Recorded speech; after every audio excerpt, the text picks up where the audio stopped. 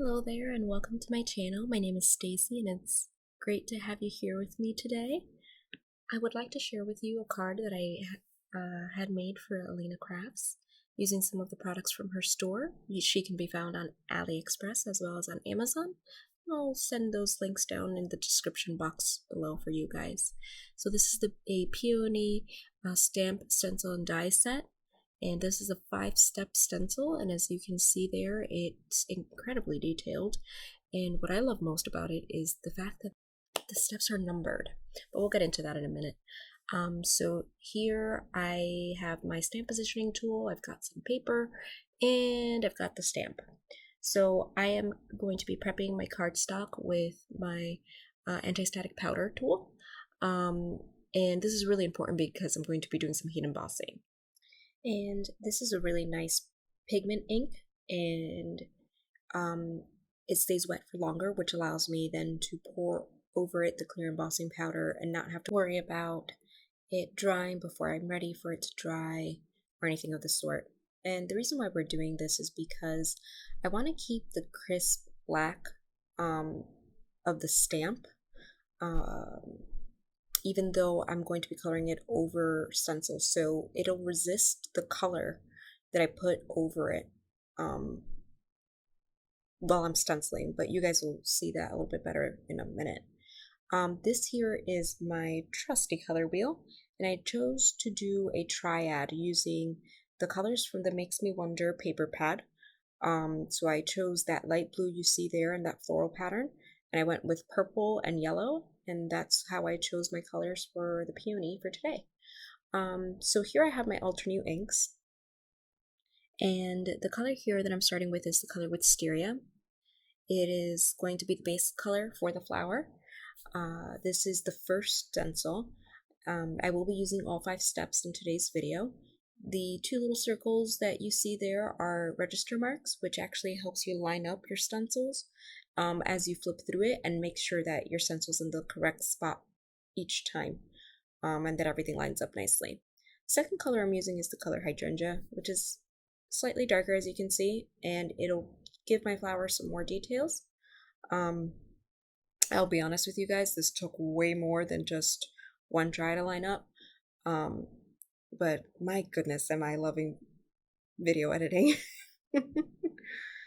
So I start off with a lighter hand just to sort of make sure that this is the color and before I can fully commit, and then I realize this is a little too light, and then you'll see me really add more and more deeper, darker color just to give some more definition to the flower.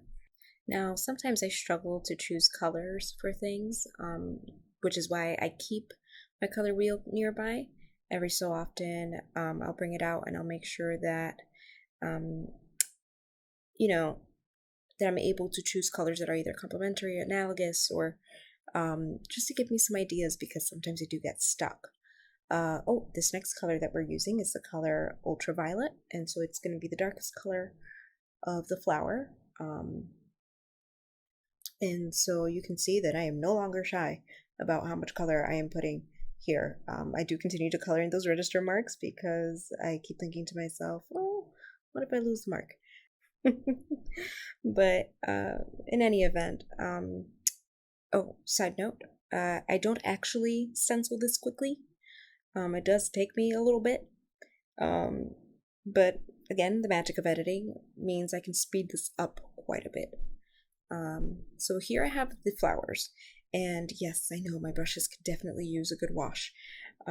Sorry, not the flowers. Did I say flowers? I meant the leaves. So here I am coloring the leaves. The first I started with the middle of the flower, and I used the color Hazelnut, also from Ultra. And then I've got here the color Firefly, which is the green that I'm using, the base layer that I'm using for the leaves. I ended up feeling like that color was a little bit light, and I did come in with a second slightly darker green.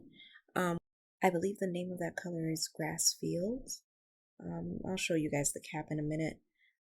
And I added a bit more definition towards the bottom of the leaves, and this was in hopes of just deepening the color so that there wasn't that stark difference between the rest of the flower and the green leaves. I didn't want the flowers to be too dark versus the pale green that would have been what the leaves would have turned out to be. So this is the color Shadow Creek. It's the last darkest color I'll be using. The last part of this stencil, darkest color I'll be using. It's the 5th part. This just adds a little bit more detail to those leaves. So I remove my stencil, and let's be honest, I'm not going to wipe them off right away, but what I will do is grab my microfiber cloth and buff off any excess ink that there might be on the black lines, so that embossing that we did resists any inking. So here I have a sentiment stamp set from Alina, and it's got tons of beautiful sentiments and a die that cuts them all out at once, and I keep them in this little clear pouch that I had gotten on Amazon. Now, I'm constantly in need of anniversary cards, so I figured, sure, we're going to turn this one into an anniversary card too. And so I picked the sentiment there, Happy Anniversary. These are some sentiments that I had made a little while ago, and I saved them for this occasion. Now, here's the thing. I am a patterned paper hoarder. And please let me know if you are too. That way maybe we can form a club. And I'm trying to figure out how I can do it so that I don't have to use the entire piece of this matting layer, because I really didn't want to waste all of the, well, it's not a waste, but I didn't want to cover up the rest of that middle sheet. So I took a smaller rectangle and I cut it out of the middle, and that way I can save that for another card. In this little glue bottle, I've got some of Ranger's Multimedium in the matte finish, and I had a few globs there, so I decided to spread it out with my fingers and then instantly regretted it because it was then all sticky. But that's paper crafting. I mean, when are we not covered in glitter or glue? For that smaller mat, the blue one, I decided to use some foam tape. Now I lost the clip of that. So bam, suddenly it's already stuck on, and I've already stuck on the foam tape also on the flower, and I decided to go for straight in the middle. Now, for my sentiment, I realized that it looked very stark white up against the blue and the purple and everything else being colored. So the sentiment is also heat embossed in clear. It was stamped in black and heat embossed in clear embossing powder.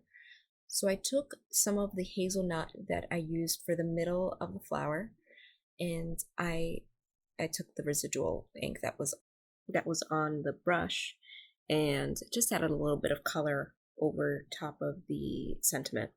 I buffed off any color that might have been on the black letters, and that was it. That's the card for today.